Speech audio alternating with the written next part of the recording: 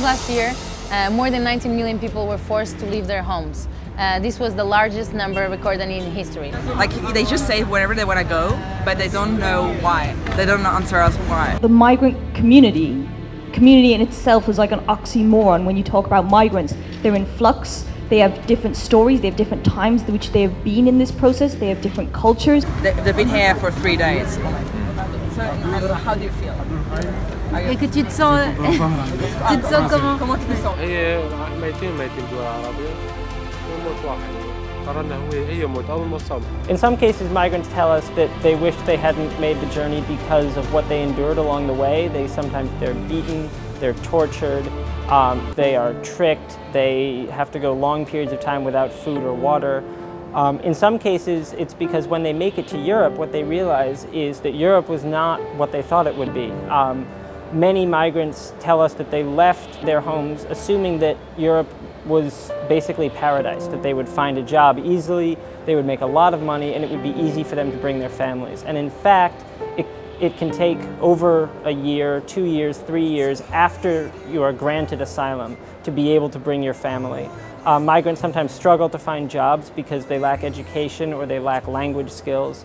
And so really the picture in Europe is a lot more complicated than they might have thought. So basically in my country, we have 4 million Lebanese people, around 4 million. And now we have almost 2 million Syrian refugees. So this is half of the population. It was 2 weeks ago.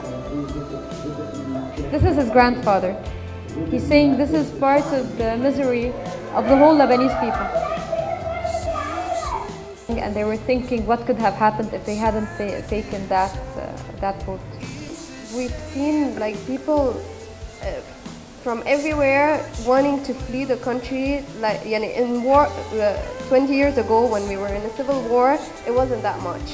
The refugee crisis is like an opportunity for everyone now that had problems over the past 20 years to just flee, and they want to burn their passport and they don't want to be part of this country anymore. So it's really, really hard. So while reporting live from there, it was one of the first times where I couldn't hold my tears while reporting live. Yes, it touches you so much because you're seeing people in front of you who are desperate enough to flee their country in that way, and you can do nothing to them but to just help them spread the word, help them talk about their pain. كل واحد بياخذ القرار بيكون يائس يعني من كل شيء، يائس. ما بعرف. حسيت حالنا خسرنا كل شيء، يعني ما بقى، يعني يا بنعيش سوا يا بنموت سوا. Here they come from Eritrea, then go to Libya, and then come to Italy, and they usually take 4 or 5 months. It depends about the money that they have, because when they are in Libya, they will be put in prison and like being sexual abuse and different kind of violence, and until they pay. And then they come here in Italy and they are sick in the physical part, but also in the mental part. So. I feel like they've made it through the roughest part of the trip so far, that they're already so relieved to just be in Europe.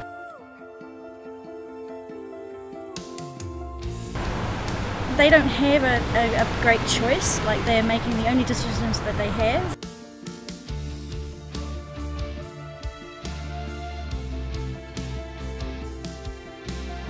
Because they're so brave and so charming, and they exist here with us. أهم شيء إني أوصل للي بدي إياه، إنه البلد اللي الله بيسر لي إياه إن شاء الله، إن شاء الله أضمانه يا رب، ونبدأ إن شاء الله حياة جديدة بإذن الله. We were actually able to connect with a young pregnant woman. The father said, I don't have value. They don't think I have value. I don't have value. And within that space of a minute, he repeated it 3 times. And we found out so many things about their lives. We found out so many about their aspirations. We knew how much money they had to work with. We knew where they wanted to go, and we knew we wanted to help them. I travel the desert and the sea, and I live in Italy. I want the freedom only, freedom. I want to work, I want to live, I want to talk with my mother. I love her, I miss her. I think that we might have been more changed by them. And then so when we think about the impact we want to have, I think we always need to ask ourselves the question of, even if they go, they leave behind a footprint and they change our world as much as we want to change theirs. And so this is a story that we want to tell. Europe needs to stop seeing refugees as a burden and start seeing them as an opportunity. For example, you take a look at the situation in Eritrea. A lot of the people passing through this centre are from Eritrea.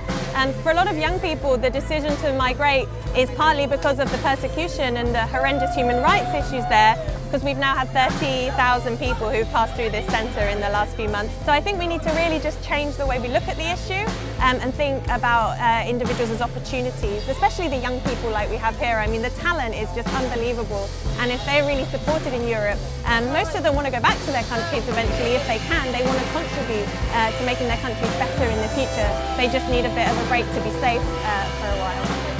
That's what being a refugee is.